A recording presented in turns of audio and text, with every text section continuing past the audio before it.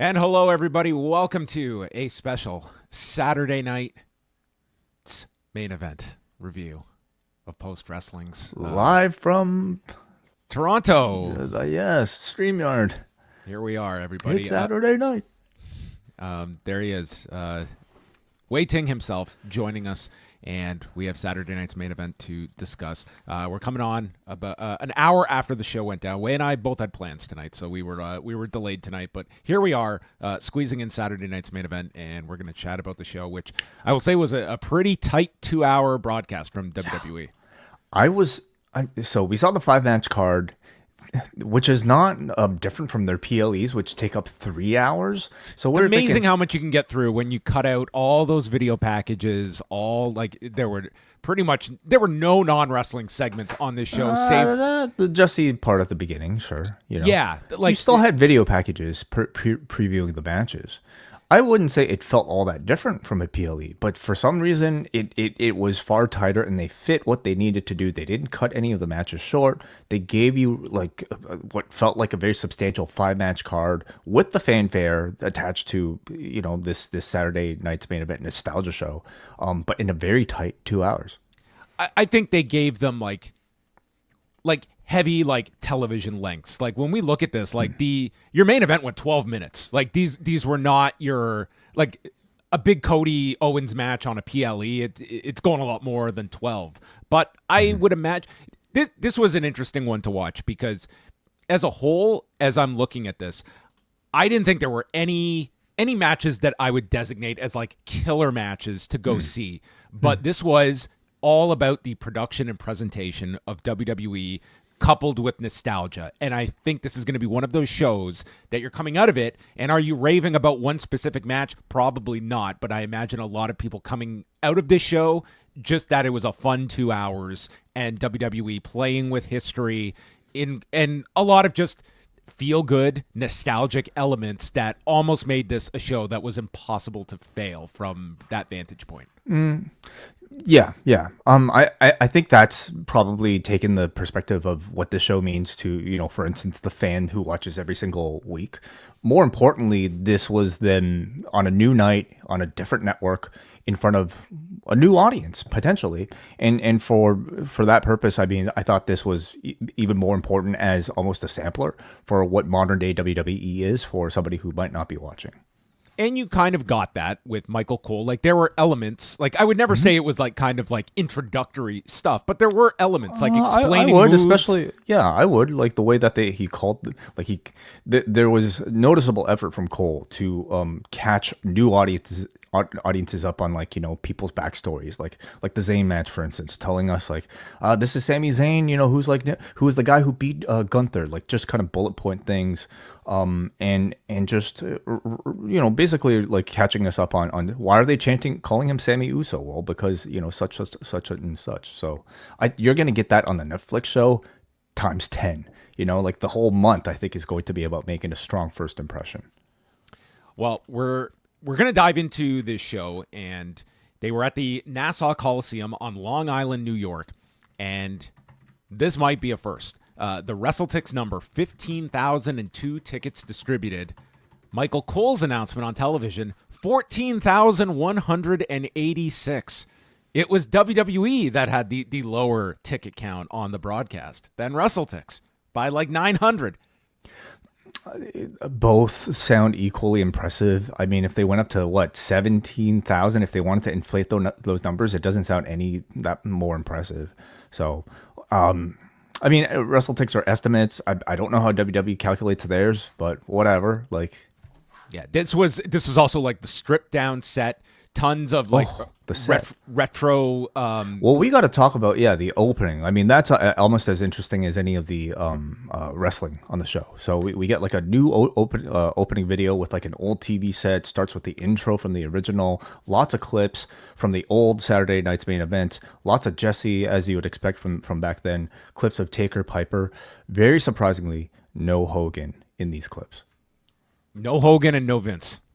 No, well, yeah, Vince. Even when Joe Tessitore was mentioning with Jesse Ventura that It's like you being here with Mean Gene here, which, I mean, when you think of Saturday Night's Main Event, you're not thinking of Jesse and Gene as the combo. Maybe old school Toronto morning show fans would remember Jesse and Gene, but not Ventura and Okerlund. Jesse and Gene, I don't get that. You don't remember Jesse and Gene? Okay, popular morning duo in the '90s. But this introduction, no Hogan, I found interesting because he's all over the promotion for the next one. It could just be that they're saving him, as a surprise. Well, I mean, we should say like his name was brought up on the broadcast by Michael Cole, so it was not as though he was just shunned from this broadcast either. And yeah, if you have seen the promo for San Antonio, like it's all Hulk Hogan doing an original voiceover for that show. And I mean, all expectations would be he's going to be plastered across the January 25th show. Then we cut to Obsession, but over top of footage from today's stars over, I think, what was a bit of an attempt at like somewhat cheesy, graphics. And I enjoyed all of it. I thought it was all like well done. We cut to the old school entrance with the, no big ramp, but like rainbow colored neon lights, I should say, on with the tunnel with that old school WWE logo. I mean, minimalistic, and I think like true to the original without overdoing it. They used the red, white, and blue ropes. We even had like not ringside, they had the LED boards, but on the aisle, like they had metal barricades as well. You had the old school referee uniforms on top of it. So that they took elements of the old school Raws, applying them here. And, for all the nostalgia that comes with Obsession, I didn't see too much clamoring for Boom by POD, which they used for the last iteration of Saturday Night's Main Event. I think the fact that even existed tells you how off the mark they were the last time they tried to do one of these. Like to just essentially take the Saturday Night's Main Event name and just to use that, but give you what feels like really no different from your typical Raw or like over polished, SmackDown, completely defeats the purpose of keeping the name in the first place. You want to make it look like you're stepping into a time warp, at least for one evening. So the way this was set up is that Joe Tessitore is kind of the host of the show on the stage at a podium and welcomes in Jesse Ventura, who a lot of this was built around. He shows up in the boa, and Joe Tessitore notes that it's been 40 years, it's Ventura who notes that it's been 40 years since the body has been in the WWE. It has not been quite that long, but he is... Does he mean that's when he started? Well, he didn't start in 1984 either, but nevertheless, I mean, he was. I'm imagining that is kind of his approximate what he was trying to convey here. But it was very instant as well that this was Jesse Ventura, that they wanted him to lean in on the heel shtick, which was pretty like tongue in cheek, as though this was the version of Jesse that people wanted, and really amping it up, healing himself with Cody and doing just kind of this introduction. Yeah. Like playing the hits of Jesse Ventura. Oh, I loved it. I mean, if it was just Jesse coming in and, I don't know, being a former politician, I mean, what's the point of having Jesse on? You want to see Jesse perform, by having him come in here, put on the boa, and play essentially his old character. And I thought he did a great job. Like, he felt very, increasingly comfortable as the night went on. But I thought even like from the get-go, felt like he was having fun doing it. Threw a dig at Dusty early on, and obviously kind of set up his role in the main event. What did you think just overall, like the usage of Jesse for these? He did 2 segments with Joe Tessitore and then calling the main event with Michael Cole and Pat McAfee. Excellent. Like, certainly no criticisms whatsoever. I wouldn't have enjoyed him, I think, by having him on every match. For one thing, I don't think he's caught up enough on the storylines. And we know he's not really caught up on storylines because we'll kind of get to, some of the audio, extra audio we got to hear on the UK feed. But, I don't think he's kept up enough on wrestling to talk about like Michin and Chelsea Green, for instance. I think he would have been he really would have stuck out if he had been on this entire It also broadcast. takes away the specialness of having him, by overexposing him. But I thought it was also important to show him on screen early on, just to kind of, like, he's a celebrity. Joe Tessitore is, I think, the type of person that they hired to attract a non-wrestling fan. Same with Pat McAfee. So like off the top here from the show, you have a 1, 2, 3 hit of like mainstream names that might be attractive to a typical non-wrestling fan checking out on NBC for the first time. So Matt McAfee is introduced. So he is calling the show with Michael Cole, and then they're promoting that they will be the team on Netflix when Raw moves over January the 6th. And Michael Cole live from New York. It's Saturday night's main event as we go into Drew McIntyre and Sami Zayn, which is the first match of the evening. And in fact, we did get a full match, and you have to say, like, outside, I guess, of the main event, like, this was a night of like pretty much clean finishes, with like the controversy at the end of the title match. But this was a perfect example of that. I mean, this was, we'll go through the match here, but this was putting Drew McIntyre over solid over Sami Zayn. Like there was no foul play. There was no like out here for a Sami Zayn, like just bringing back Drew and making him a strong, dominant heel. The crowd was very lively for Sami with Sami Uso chants. Cole is promoting how they are going to change the world on January the 6th, and plugging the tribal combat match made perfect sense for them to get that match announced last night. So they had a match to promote for everybody tonight. Drew misses in the corner with his shoulder, and the haluva kick gets stopped by a boot, and Drew hits a sit-out power bomb, tries for a white noise off the buckle, but Sami counters that with a sunset bomb, and then the Claymore is cut off as Sami manages the blue thunder bomb, big near fall, and as he calls for the haluva, Drew rolls out of the ring. Zayn goes after him, and as Zayn chases him back into the ring, is caught with the Claymore and pinned in 10 minutes and 5 seconds. Just pretty dominant win for Drew McIntyre that certainly suggests that he is going to be, like, you still have the outstanding issue with Jey Uso, I guess, as kind of maybe next, but the thought of this being some big lengthy program, like certainly Zayn can, vow revenge and come back from this. You can tell that story, but this was much more conclusive than I expected that this was going to be. I thought this was sort of going to be an entree for a rematch to come, or even, an attack on Sami Zayn, that this would be, you wouldn't get a finish delivered, but they did. Yeah, in our preview, we suspected that one of the 5 matches might have been cut short just due to time, but clearly they had enough time for a substantial match with everyone. And at the very least, I would have expected just a major heat angle with McIntyre taking Sami out, just to kind of, like give us a bigger reason to cheer on Jey as he gets revenge. They didn't really even do that. I mean, that could still be coming, but I thought even this though was maybe enough for Jey to want to vow revenge. Like, Drew is the bloodline killer right now. He's the bloodline hunter, and he's already taken Jimmy Uso out, I guess more so than, he was already taken out. And I guess beating Sami is as maybe conclusive of like a checklist, done with you type of thing as he could get. So I mean, the end result of all of this is Jey is left. So Jey versus Drew, you imagine coming up. Yeah. And I mean, I am certainly not the first person to point this out, is the observation that you are starting to cultivate this group of Drew McIntyre, Seth Rollins, and Kevin Owens that all lived through the bloodline, and now it's you guys are allowing Roman back into power after we were able to unseat this tyrant, and they all have this this motivation and are aligned through this as well, that could be a very long-term story in the new year, that they all have this link between them. Several of the legends were in attendance. We saw Tito Santana, although I think on the UK broadcast that we were watching, I think they came back from break late, and I don't think we did get to see Tito, but he was showing on most people's broadcast. Yeah, we'll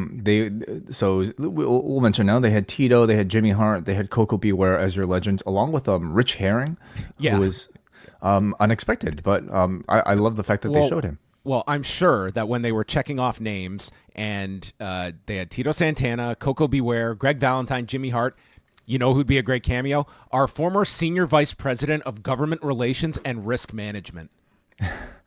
Well, I mean, I was surprised that I guess he made it there, but he also is a Warrior Award recipient. He won the Warrior Award, or was presented with the Warrior Award, and retired last year as well. And somebody that I would imagine with a title like that, many stories is what I was and probably has a hopefully healthy bank account. I hope, for somebody who's worked there for that long.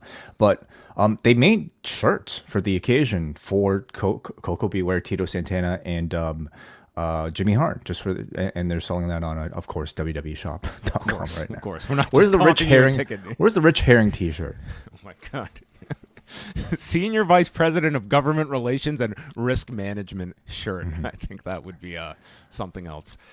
Liv Morgan and IYO SKY was next for the Women's Championship, and they mentioned the first Saturday night's main event taking place in this building in May of 1985, featuring Wendy Richter and Fabulous Moolah. Sky hits an Asai moonsault as they go to the commercial break, and then she missed with the bullet train attack, the double knees in the corner, allowing Liv to hit a backstabber and follow-up codebreaker. But Sky gains hold of Liv, hitting 3 consecutive rolling, bridging Germans, which were very impressive looking. The crowd is chanting for IYO, and then Sky slips on the springboard, and Liv just immediately tries to hit the codebreaker, and they just play off this misstep. And I thought this was one of those a misstep that they just rolled with, and they just were not phased at all. They didn't have that oh shit pause moment. They just went right through it, and it was like they just rolled with the punches. I thought it actually became the highlight of the match, the most memorable part of the match. I thought they both handled it great here, and it was like a seamless transition back to the match. And as Sky manages to hit the bullet train attack, the over the moonsault lands on Liv's boots as she gets them up, and just instantly she is in position for Oblivion. And again, a very clean win for Liv Morgan in 9 minutes and 5 seconds. Liv, we should also mention, she came up with a bloody nose, and they did replay this knee shot from IYO that I'm pretty sure was the culprit. They were on the broadcast suggesting she may have a broken nose. Maybe not. It looked to just be like a bloody nose, but when they showed this replay, I was like, okay, viable injury if that is the case. Well, it added to the visual of this, almost like demonic, villain, looking pissed off and grabbing her championship. So I thought it worked out really well. I think for IYO, I don't know if it's like a significant part of her repertoire, certainly like not to the point where it has a signature name or anything, but she could use that now. That knee could be a signature move coming off of this. So one of those sort of fortunate incidents. I thought it was like a good above average match from the two. Lots of good offense from IYO. Morgan looked very good as well. Not really a match that took things to a huge next level, gear like most of the matches on the show. But again, we have to remember these are feuds that aren't A programs for almost everybody on the card, right? Like these first two matches, like you felt like they're building these heels for bigger matches, and the Liv one is the obvious one that they use to set up next. Yeah. These are, again, like essentially chapters to get us to the actual main events. And I think that's what a Saturday night's main event should be. They should give away your SummerSlam or WrestleMania level match. It should just be the thing that gets you there to that next point. Again, stand-up moment of the match was how Morgan especially handled the slip from IYO, not skipping a beat, and seemed to give off like real instincts of a veteran. And I think that sort of thing is going to reflect really well on her to the people that matter in the back. And Liv is leaving with Raquel and Dominic when Rhea Ripley comes out, and they have a face-off, and Liv just holds up the belt. So obviously that is coming sooner than later, and you would look at January 6th as another potential date for that match to take place. Yeah, she doesn't really come out for any purpose. Like she just, it's the end of the match. She was in the neighborhood. I'm gonna come out, do my pose, and that's kind of it. But it's like it's whatever. It's like one of those comic book, like cartoon things. That's fine. The purpose of this. It's to preview and tell everybody, hey, here's the match that actually matters that you're going to have to probably pay for. Could you imagine if the shoe is on the other foot and Liv is going to need the face mask now after Rhea just got rid of hers? Oh, I love it. I love that. I think that's a great idea. Then it was Gunther, Damian Priest, and Finn Balor for the World Heavyweight Championship.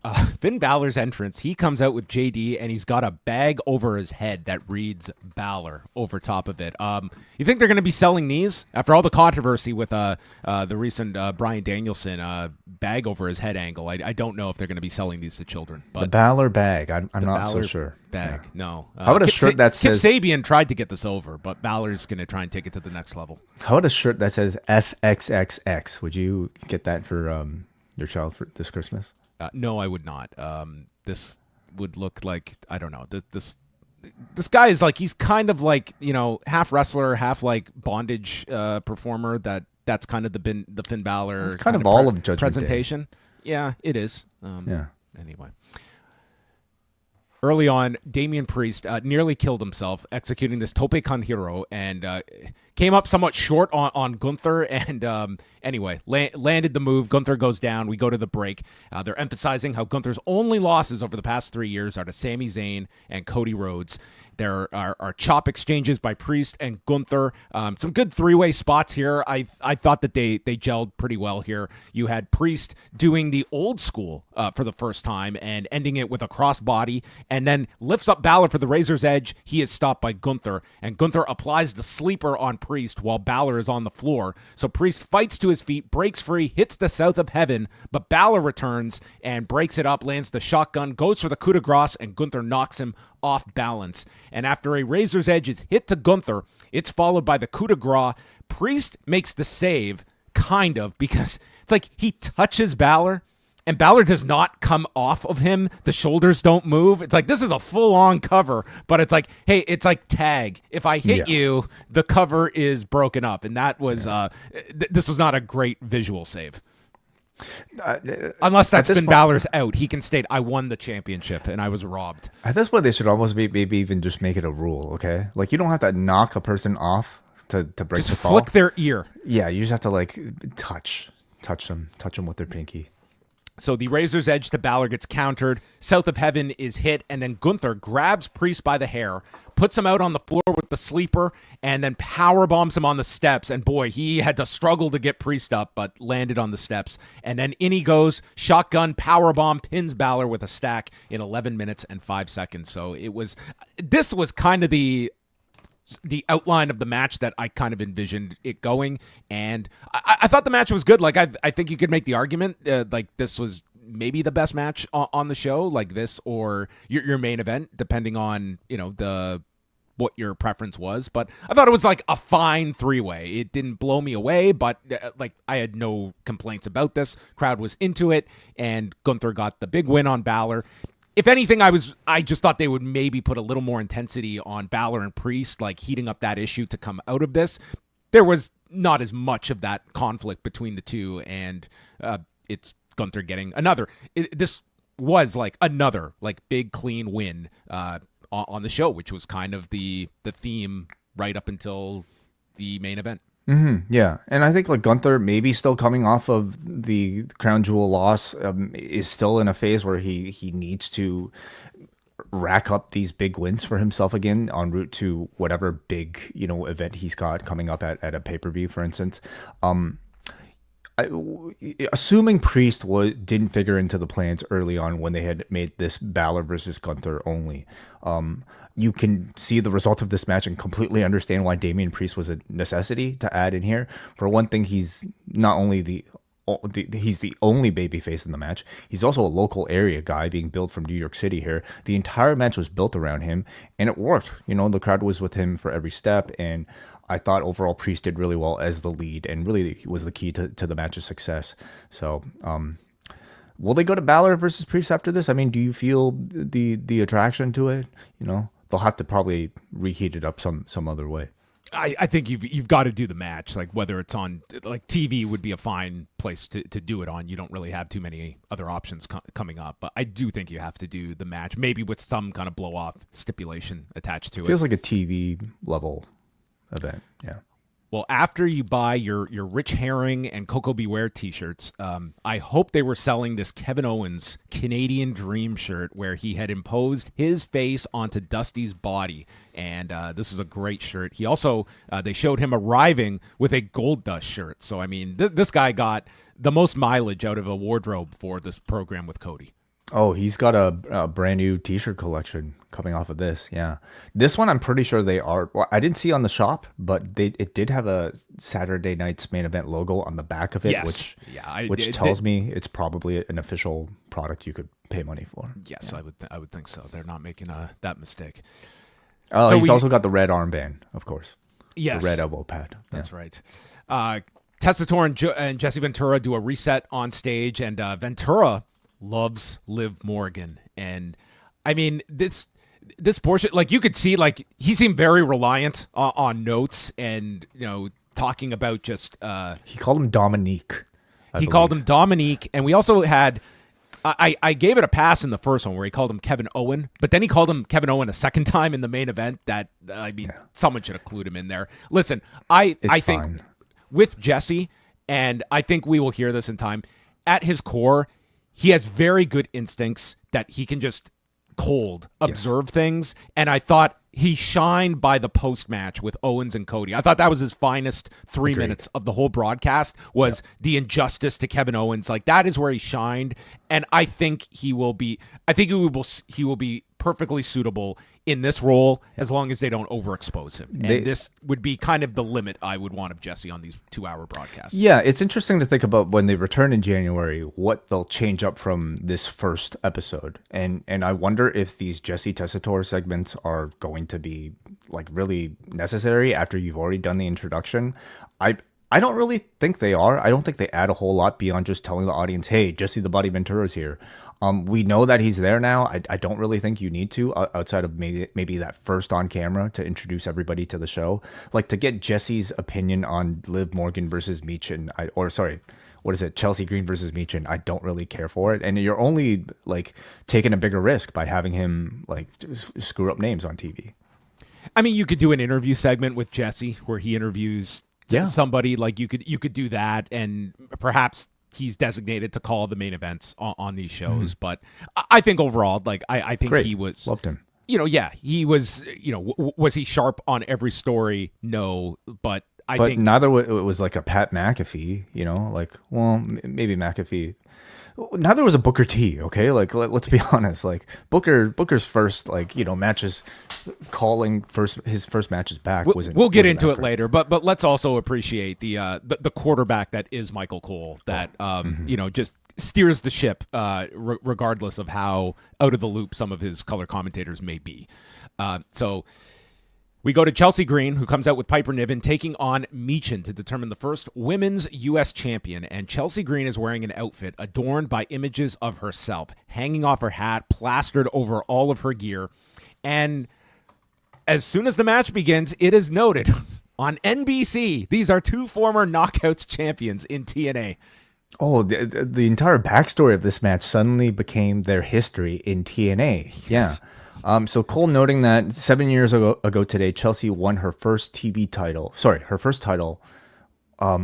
which Cole did call a TV title. I think he meant she won her first title on TV.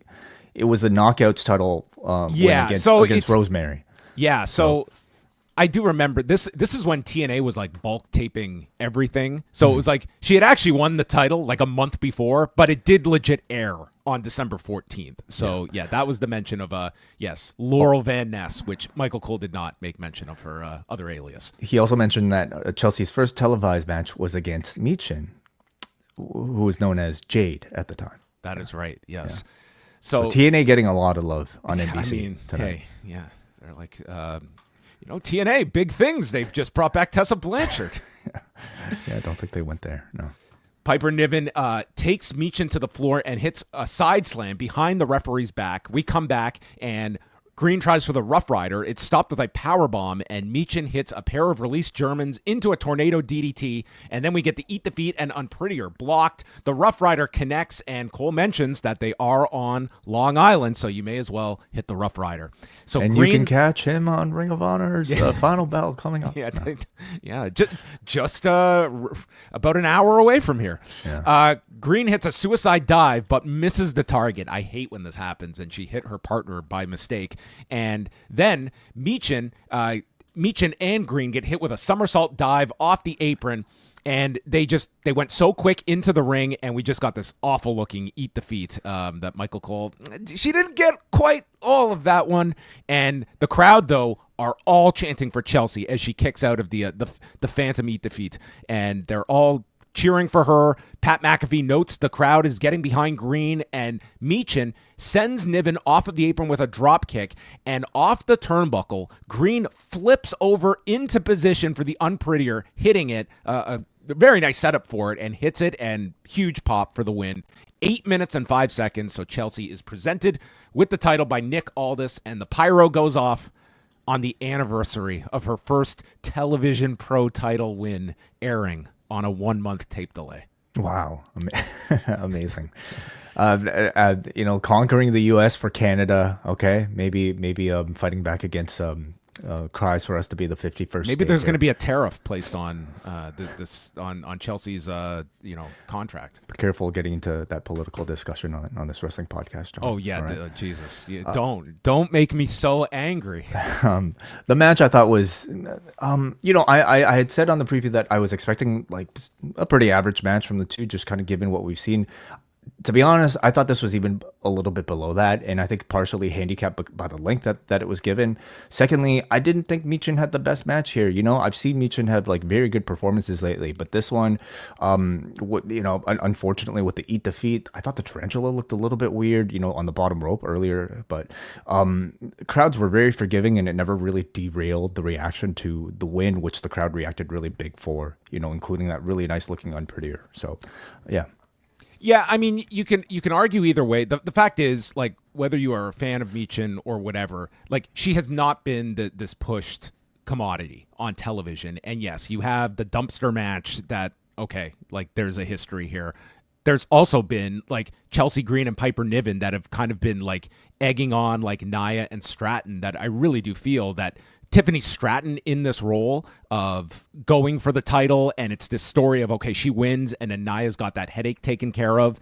I just think that I thought that would have been even a stronger dynamic in this. The fact is, like, Chelsea Green and Michin are, Green is a very, I think, enjoyable character, but we will now see, like, in this position, if this is a title that people take seriously. But I mean, they did get the crowd going for her, and this was treated like a babyface win at the end, even if she's in. This was technically our fourth heel win in a row.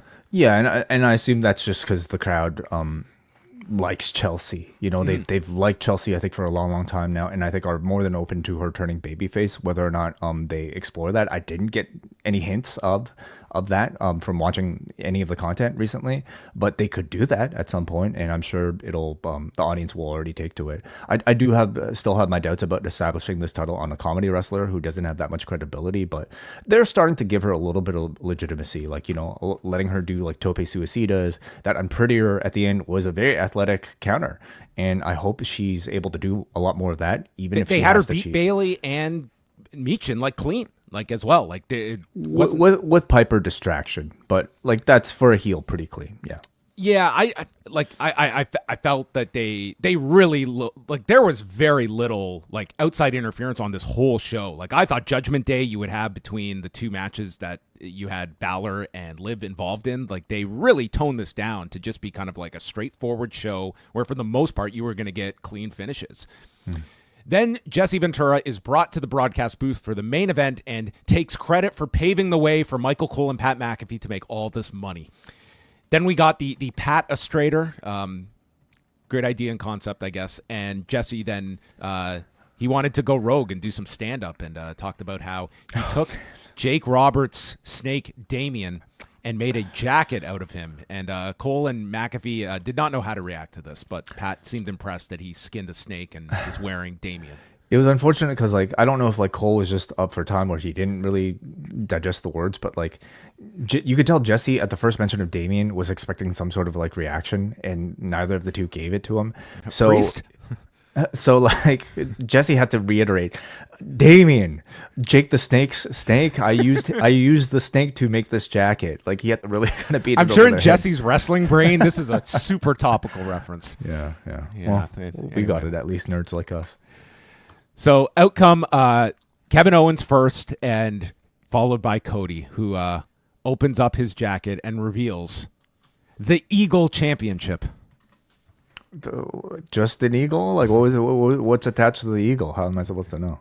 Well, hey, as much as I was surprised that we did get the TNA reference on NBC, the more stunning surprise reference was Reggie Parks, who designed the original Winged Eagle Championship with the belt retired in 1998. And what was it? What did he call it? It was replaced by the Big Eagle Championship. Big Eagle. I guess these are like unofficial like names that they've given these championships, or that the fandom has.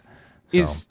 One day when, Saturday night's main event is revived and airing on, like, I don't know, a microchip somewhere, are they going to call back to their new babyface coming out with a spinner belt? That's going to be, oh my God, the spinner belt.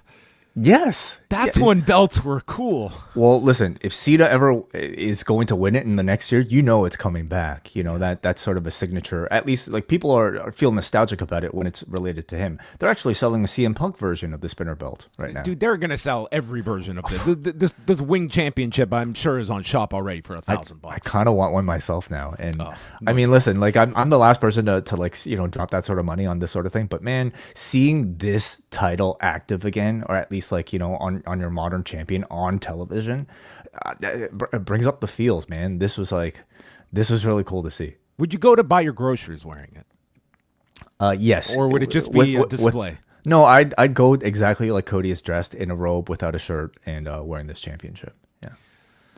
So again, Ventura calls Cody a knucklehead for getting hurt in his match with Chad Gable. And this is dangerous against Kevin Owens. That's fine. It's okay. Like they did good coaching for him. It's clearly they told Jesse, listen, hey, I go was out really there, glad. talk about the ankle injury and just, like be yourself. And that, yeah. So early on, Owens just bails to the floor and Cody goes after him, hits a suicide dive, and in doing so, hurts his ankle. And that's kind of the story of this injury lingering for Cody throughout the match. And after landing, Owens drops him on the desk, looks into the camera, hi, Randy, and we go to picture-in-picture. And this was our first picture-in-picture break of the night, as opposed to just a hard break. And so I've got the sound on. I'm still watching the match. And then we got to hear Michael Cole, producer / play-by-play announcer. Now, listen closely because there is an ad playing here, but I think you'll be able to make this out. I'm going to mention the aggressiveness of Owens. When she misses home, if you could bring forward the last, when he met Cody back in Berlin in September, so much was made over the fact that Kevin wouldn't pull the trigger on Cody. That seemingly has changed tonight. You can say it early, too, if you want, because of the aggressiveness he's showing here. Yes. Open your eyes so that was the big Jesse, one of the big stories the first time around when they met in Berlin when they were friends. Kevin wouldn't pull the trigger on the injury that Cody had suffered. So tonight, obviously, he's much more aggressive, and it looks like because you're. So that was, if you could make it out, of Michael Cole calling back to Bash in Berlin, where Kevin Owens did not pull the trigger, and he's showing a lot more aggression here. Now, I don't know if Jesse's mic was live, if he was nodding. We never heard Jesse like, yeah, okay, I've got this, because then here is that discussion in action. One thing we've noticed throughout this matchup is the aggressiveness tonight, Pat, of Kevin Owens. Certainly, the last time they faced each other, Kevin Owens wouldn't pull the trigger at the end. Whoa, swan time! So I don't know if Jesse was. You guys got this one. Well, I mean, I think it was more so Cole telling Pat, filling him in, and then just he was addressing Jesse though after he already gave the notes to Pat. You can hear Pat saying, "Oh yeah." So I mean, it's just doing what a producer does, just kind of keeping his team up to date on what we're about to talk about. I don't think Jesse had to really play a role there other than just to maybe be kept up on the storyline for the rest of it. So it does give you an insight though into like Michael Cole here, and two people that I would argue are probably not, week to week. Who the fuck has time to keep up with this shit like we do? Okay, unless The it was your people who full-time are job. the people who are hired to be calling this should be, yes. I mean, Those are people that should absolutely be up on storylines. If you're calling a national broadcast, yes. Yeah, but again, like, be realistic, okay? Like, I just don't imagine Jesse the Body Ventura to be watching Raw every single Monday for 3 hours. That's not really like what the job is. That's not what they expect of him. He's here to call one match, and all they have to do is just keep him up to date enough for this one match. And kind of the same with McAfee. And it's not like McAfee doesn't know. He knows. He just needed to be refreshed, and which he said, he appreciated. But yeah, just like, just a nerdy thing that, like, we love to see because we see so little of it. We come back and Owens executes a swanton. Cody continues to sell the ankle, and then Owens tries the bionic elbow. He's stopped, so Cody hits it. And this is where Jesse Ventura notes, because they ask him if that reminds him of anything, and Jesse informs them, I never wrestled Dusty, which is true. He never did share a ring with Dusty Rhodes. The Cody cutter is attempted, but Owens goes to the floor. I thought this was a nice little subtle move, whether intentional or not, is that Cody is left hanging, standing on the top, and he's got to hop down onto the mat, onto his ankle, just from Owens, like, rolling to the floor. So then they fight on the floor, and Owens is clearing the desk, but Cody manages an RKO on top of the desk. They go inside. Cody cutter is hit, only gets a 2 count. Owens hits a fisherman buster. Cody kicks out. And then we get a stunner and crossroads blocked. Owens shoves him into referee Charles Robinson. So Robinson is dead. We never got Charles Robinson until, like, the end of this match. So he was unconscious. And then Owens hits the stunner. There is no referee, and he gets the visual fall on Cody Rhodes, which tells me right there is your piece of story for Kevin Owens to cling on to from this match, that he pinned the champion and Charles Robinson was out. So then backup referee Eddie Arango runs in, counting 2, and then the pop-up powerbomb is avoided. Cody goes for the disaster kick but misses, taking out Eddie Arango. So now both refs are out, and Owens throws Cody into the post and grabs a chair, which Cody manages to duck, hits the Cody cutter, and then a crossroads on top of the chair. Slides the chair out. There's no referee, but Charles Robinson, like a zombie, raises from the dead on the floor, and from the floor counts 3 as Cody wins in 12 minutes. And this is where Jesse was in his groove. The outrage of Kevin Owens being wronged here because Cody got away with using the chair and the referee never saw it. You have ample motivation for Kevin Owens to have coming out of this. But Ventura calls it a tainted win. And as Cody is celebrating, that's how we go off the air. And it's after the broadcast that Kevin Owens returns, laying out Cody with a package pile driver, and they stretchered out Cody. So much like the turn, where that was done in the parking lot and not on the broadcast, this huge injury angle is one where they relied on photos like this and videos of people in the arena to get it out. But this did not actually air on the broadcast, which was a nice little add-on. And I didn't even see this, but you have Kevin Owens with the championship. He finally gets to hold the winged eagle. So his boyhood dream has come true, at least for this evening. The Canadian dream has come true. Yeah. Interesting. The fact that, like, I think maybe they wanted to have a happy ending, for the live crowd, or sorry, for the NBC crowd, more importantly. Maybe there was some desire to, like, give a very sort of, like, standard happy moment. Cody holds the belt to close NBC, and then to carry on the storyline, we do our heat on afterwards. Perhaps there's something there. Maybe they just thought it was cooler.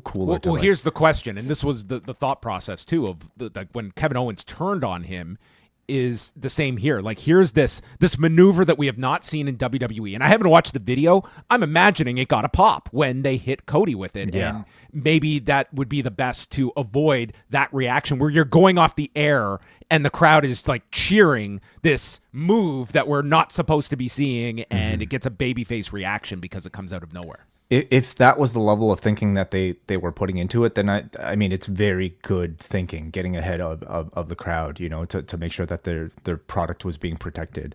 Like, getting back to the match, I thought they were far more protective of Owens in the match than I was expecting, and it makes sense if they're going to go right back to this program afterwards. Oh, it right? screams rematch. Like whether it's last man standing or some kind of stipulation attached to it, they have to come back. This is all built towards a rematch. And God, they've got so much lined up for. Like you have Randy still in the mix of this whole thing as well. Like Randy could be WrestleMania for Owens.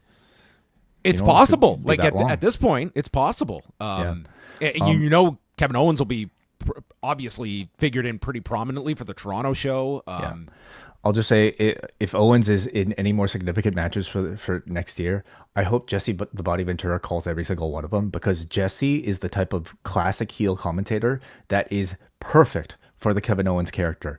Jesse is the type of classic heel commentator that always takes the perspective of the heel, and Owens is the type of heel that always thinks he's a victim. He only sees things from his perspective. It's a great point. It's a great pairing. So having Jesse just like be there logically arguing the match in favor of Kevin Owens and arguing against Cody for being the one to cheat really, really helped Kevin Owens' case, I thought. So he was the perfect addition, I think, to this match. Yeah, again, I'll reiterate. I thought like the closing, like the post-match, which was the most important stuff, that's where, to me, Ventura really shined, and getting to see, like, this was the Hogan formula. Like, he skirts away by something that would be totally derided by Gorilla Monsoon if it was the heel doing it. But in this case, it was the babyface outsmarting the heel and using the chair, and Ventura was excellent in that element. And I thought that was the strongest couple of minutes of Ventura on this broadcast. So what are your thoughts overall? I mean, I thought this was a very this was a very fun broadcast to watch. Again, so since we're a little bit late, I did get to watch most of Collision, and I haven't even seen the main event yet, which everybody is raving about. Like the wrestling on Collision, and they had like a pretty good crowd in St. Louis, like vocally. What was the main event? What was it? The main event is Kyle Fletcher and Mark Briscoe, and I've just heard that that match was excellent. But even before that, like the wrestling on that show blew this out of the water. But it was you watch this, and this just had the big event feel to it. It had nostalgia that I thought worked really well. They didn't go so overboard that it felt like it dominated the show. It was nice add-ons. It wasn't too gimmicky. Exactly. It was still, these are today's stars. These are the featured acts, as opposed to sometimes those old school Raws where everything was about the past. And these were just sprinkles of nostalgia, and the opening was great. And yeah, I thought this was a very successful relaunch of the franchise, pending obviously how well this does when we get that number on Tuesday. But this, you're riding a real hot swing, and this is not the same level of years past of to be a success on prime time in broadcast television. That this given the competition tonight, they weren't going up against any massive college football games. Like they should perform pretty well. Yeah. So the company is hot right now, but they're hot for a reason. It's because they've made really smart decisions throughout the course of this particular run. And I thought that continued here with their attempt at revamping this, essentially like a dead concept in Saturday night's main event. I thought it was an incredibly digestible show, at 5 matches for 2 hours. All 5 matches felt like they had some level of build to it, and for that reason, I think kept my attention. This actually kind of reminded me of like a classic, like In Your House. That's like just short, like several matches, but all of them having some level of relevance, even if it's not like the A level of relevance. Like this is not a WrestleMania level or even like Survivor Series level match lineup, with the exception of Cody versus Owens, which that was a pay-per-view level buildup that they had for this. Like that was a big match. That was not just it's like a TV program. They built that up very strong. And that's key, okay? Like, at the very least, you need your main events to feel like they are big enough, for something like this. And I think that's where having, like, these 5-match PLEs really help.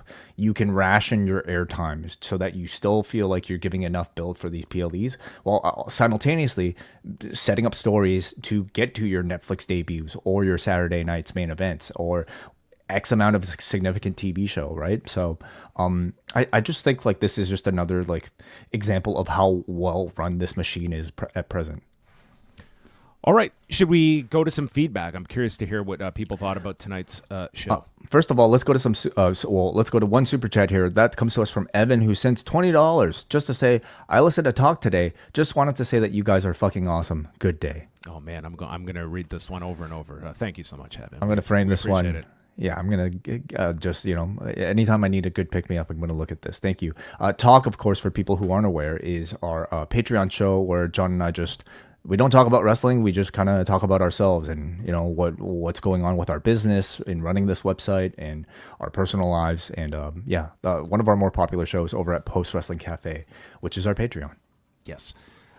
Also, while we're mentioning, I do want to throw it out there that we have about 9 more days left of our Post Wrestling Christmas Jingle Contest that is open. You can submit your jingles at forum.postwrestling.com. It is bookmarked at the top of the forum. You can submit them in that thread or send them to john@postwrestling.com. The deadline is a week from Monday. We will play all of the jingles on the show, and then we will crown the winner on our Christmas show, which drops on Christmas Eve. So get your jingles in. It's always a fun contest. And every year we wonder if people are going to show up and submit jingles. And you've never let us down, but there's always that concern.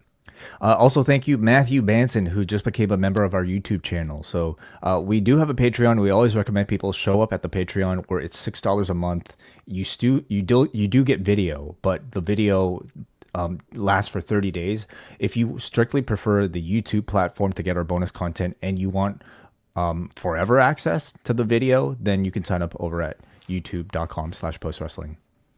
All right. Do you want to start us off with? Sure. Let's go to Anthony, who says, the lights, the visuals, the color attires, and that classic song Obsession opening off the show as my childhood memories flash before me. With tears in my eyes, I looked up to the sky and said, welcome back, Jeannie Becker. Fashion television is back. Yes. Yeah, that's how really most Canadians, I think, would identify with Obsession. Classic. Also, congrats to Chelsea Green for keeping with the grand tradition of having a Canadian become a wrestling company's inaugural U.S. champion. What's that reference? Well, when WWE rebooted it, was it not? Was it Benoit that they put the U.S. title on when it was resurrected in 2003? I would have to I don't remember go back at and this double moment. check, but regardless. Jeremy in Texas. WWE really brought its A game for the return of Saturday night's main event. I thought this was one of the best shows WWE has had all year. The retro presentation, the in-ring quality, and it all happened in a 2-hour show. No surprise there was no title changes. Glad to see them give Chelsea Green her flowers after a great second half of the year, kick-started by her Money in the Bank performance. It was one night only, but that Winged Eagle title looked fantastic around Cody's waist. I get why they used the logo belt, but the Winged Eagle belt brought back some great memories. Thumbs up show. I'm curious what rating this show will end up doing for NBC because it was better than anything WWE did this millennium for Saturday night's main event. I mean, that's a very big number for them when it comes out on Tuesday, and how well this one performs, and subsequently how effectively they build up this January 25th show, which based on the promo would suggest like that is going to be a big Hulk Hogan themed show. Let's go up next to Slim Sieber, who says, tonight was an awesome show. Perfect use of nostalgia with the music, the ring ropes, the ref uniforms, and of course, Jesse Ventura, while at the same time, a good use of modern WWE with the lights, pyro, etc. My only complaint about the presentation was not having the show opening promos leading into the Obsession intro. Yeah, was that missing to you? You know, it's fun. They did them on Collision, so those maybe if you take Obsession and just play them over the Collision opening, you can have your hope. But yeah, I mean I expected it because it was just such a natural, but they opted not to go that direction. You did get a pretty cool retro open though, so. Yeah, that would have been nice. You know, instead of like the walk-ins that like I guess are at this point a Lee fitting signature, to get something different like them cutting a promo in front of their logos, I think would be so awesome. The logos might be a little much, but man, I'd be into it. And they sell way more shirts. He also says, thought the crowd was great. They seemed white hot during the opening match and maintained a good energy level throughout the show. If there was one thing that I think both WWE and AEW can learn from the show was the pacing. It didn't drag like some PLEs with 15 to 20 minute intervals between matches, but it also allowed stuff to breathe instead of match like you get with AEW pay-per-views. Love the show. Next up is Muggin. The classic aesthetic looked great. I love the added touches of security flanking the talent, and Jesse the Body was in rare form. The amount of ads was pretty disruptive. The whole tone was this space between pay-per-view and TV, and it was a solid outing from an in-ring standpoint. Chelsea Green was super over. The main event did the job, and I saw Kevin Owens hit the package pile driver. Rhea and Liv must end on January the 6th. That would seem logical. Like, they all but told you that match is coming, and that date makes all the sense in the world too. Man, they're really loading up Netflix, man. So we got Cena, we got Punk Rollins. I would think that after tonight's angle, we don't see Cody until that show. I mean, I know he's on the live events and stuff for the Christmas shows and stuff, but he should probably be off TV until that January 6th show. But yeah, you got Reigns. Does he even need to be on January 6th? I mean, he's promoted for it, and yes, I think it's all hands on deck for that January 6th show. Yeah. Wow. Okay, let's go up next. Annie, who says, as somebody who doesn't have any nostalgia for Saturday night's main event, I thought the show was a bit of a mixed bag. While I enjoyed the pacing of most of the show, I didn't think Cody versus Kevin Owens got its just due after that build. They didn't have enough time to tell the story surrounding Cody's ankle or make it feel like they had picked the build merited. I like the angle Kevin and Cody shot after the show, but I'm uncertain what the follow-up will be. I'm not eager to see a third match between them so soon. Does Cody have to miss a few SmackDowns selling the angle? Yeah, I think so. I mean, they're... I think it's a double taping of SmackDown. They did the double taping last night. So, I mean, he's probably not even figured into Friday's show, and you can keep him off until after the holiday for the Netflix launch. But this screamed third match between these two. You have to revisit this. And the last piece of feedback, we go to Brian in New Jersey. A fun show with a fun presentation. My biggest takeaway from it was Chelsea Green. A lot of positivity towards Chelsea Green on this show. Cole was talking up her history. The crowd felt fully behind her, and her title win felt amplified by the crowd support. Great finish, too. The triple threat felt like a bit of a sprint, but I very much enjoyed it. I like that triple threat a lot. I thought it worked for the time that they had. Again, I didn't think that there was any specific match on the show that blew me away, but I think overall the presentation of the 2 hours, I can see a lot of people coming away enjoying this. Like, if you're someone that watches Raw and SmackDown, was this worth 2 extra hours of your time? I think most would say yes, they had a good time watching this. And more importantly, that the next time there's a Saturday night's main event, this will push them towards, I want to see this show. Because it was like a very well paced 2 hour show, and you got some, significant stuff on it. This did not feel like 2 hours to fill to meet a network obligation. It's not to say like great wrestling isn't important, because these days I think that's important to any wrestling fan.